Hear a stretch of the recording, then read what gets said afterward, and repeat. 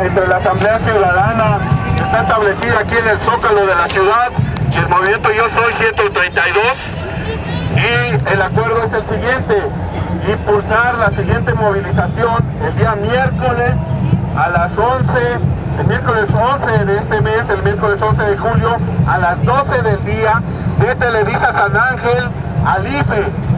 Desde Televisa San Ángel al IFE el miércoles 11 de julio.